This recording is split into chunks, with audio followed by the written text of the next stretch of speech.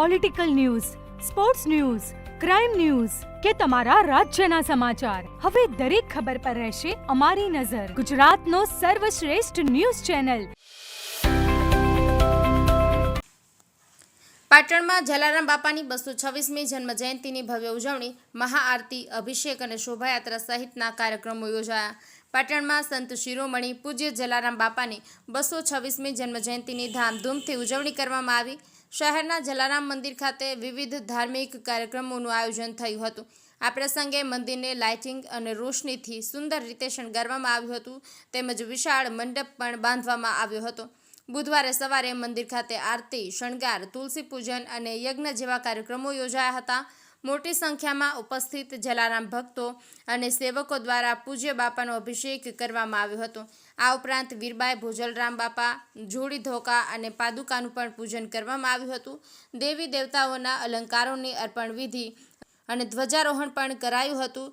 ભાવિકોએ પૂજ્ય બાપાના જન્મોત્સવનું પારણું ઝુલાવી ધન્યતા અનુભવી હતી. બપોરે જલારામ મંદિર ખાતેથી ભવ્ય શોભાયાત્રા નીકળી હતી. આ શોભાયાત્રા જલારામ મંદિરથી શરૂ થઈ સુભાષ ચોક, જૂના ગંજ બજાર, હિંગળા ચાચર, ચતુર્ભુજ બાગ, બગવાડા થઈને ફરી સુભાષ ચોકથી જલારામ મંદિર પરત ફરી હતી.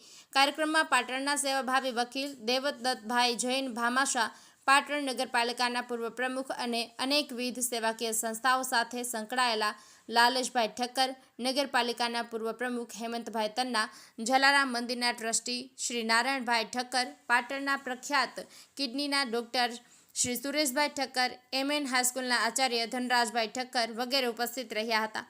શોભાયાત્રામાં શણગારાયેલી બગીમાં જલારામ બાપાના ફોટાને પ્રસ્થાપિત કરીને પૂજન અર્ચન કરવામાં આવ્યું હતું. જન્મ જયંતિ નિમિત્તે દિવસભર જલારામ મંદિર અને આસપાસના રોડ પર ભાવિ ભક્તો અને સેવકોની ભારે ભીડ જોવા મળી હતી, જેના કારણે મેળા જેવું વાતાવરણ સર્જાયું હતું. પાટણ શહેરમાં દર વર્ષની પરંપરા મુજબ ધર્મ અને ભક્તિના માહોલમાં જલારામ જયંતિની ભવ્ય ઉજવણી કરવામાં આવી હતી. કમલેશ પટેલ, પાટણ. જલારામ બાપાની છે. જલારામ બાપાનો 226મો જન્મજયંતિ મહોત્સવ ખૂબ ધામધૂમથી ઉજવવાનો છે અને ઉજવાઈ રહ્યો છે. 4 દિવસથી વાતાવરણ ખરાબ હતું, વરસાદી વાતાવરણ, પણ આ બાપાની કૃપાથી વાતાવરણ સારું છે અને બધાનો અનેરો ઉત્સાહ છે અને એના લીધે સરસ રીતે ઉત્સાહપૂર્વક આજે જયંતિ મહોત્સવ ઉજવી રહ્યા છીએ.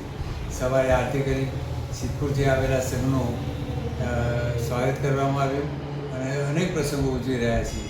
બાપાનો પ્રસાદ પણ આપવાનો છે, શોભાયાત્રા નીકળે છે અને 3 ટાઈમ આરતી થશે. બાપાનું પારણું 12 વાગે ઝૂલશે અને સરસ શોધનો કાર્યક્રમ સંતવાયનો પણ રાખેલો છે. આમ આખા દિવસના સરસ કાર્યક્રમો રાખેલા છે. તો બાપાનો આવા 226નો જન્મજયંતિ મહોત્સવ જે લાભ લીધો છે એનો ખૂબ ખૂબ આભાર છે વડોદરા બાપાની છે. જલારામ બાપાની 226મી જન્મજયંતિ ઉપર રથયાત્રા નીકળી હતી. તેમાં મોટી સંખ્યામાં ભાવિ ભક્તો જોડાયા હતા. તેમાં જૂનાગંજ બજારમાં અમે કેમ્પ કરેલો હતો. એમાં સર્વ ભાવિ ભક્તોએ મોટી સંખ્યામાં હાજરી આપી હતી અને લાભ લીધો હતો. આઈસ્ક્રીમનો અને પ્રસાદનો લાભ લીધો હતો. જય જલારામ. જોડે નાસ્તો પણ અમે રાખ્યો હતો.